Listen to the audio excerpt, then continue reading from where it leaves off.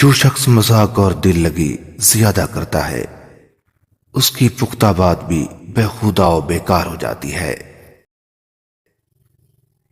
جو لوگوں کے ساتھ برائی کرتا ہے وہ اپنے کیے کا برا پھل پاتا ہے۔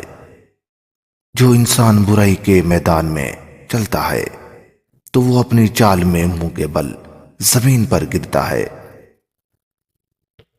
جو کسی ایسے انسان پر ناخوش ہوتا ہے جسے وہ کچھ ضرر یا نقصان نہیں پہنچا سکتا، وہ اپنے آپ کو عذاب میں مبتلا کرتا اور اس کا غم دراز ہو جاتا ہے۔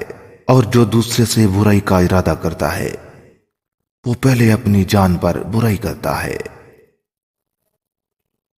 جو اپنے آپ سے ہوشیار اور بیدار رہتا ہے اللہ پاک اس پر اپنے نگہبان مقرر کر دیتا ہے جو اسے ہر طرح کی برائی سے بچاتے ہیں۔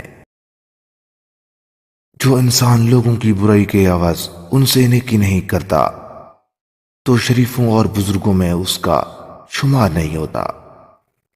جو بشر لوگوں کے قصور اچھی طرح معاف نہیں کرتا وہ انتقام کی برائی سے دور نہیں ہوتا۔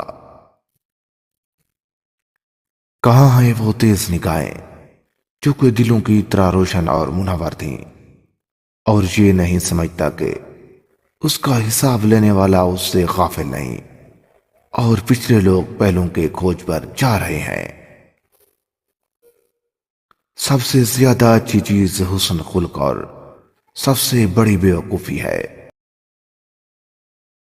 سب سے بڑھ کر تنگ دستی حماقت اور سب سے بڑی جلیل القدر چیز صداقت ہے۔ 27 رمضان کی رات کو صلاۃ تسبیح پڑھنے سے 1 کروڑ بھی مانگنے سے مل جاتا ہے۔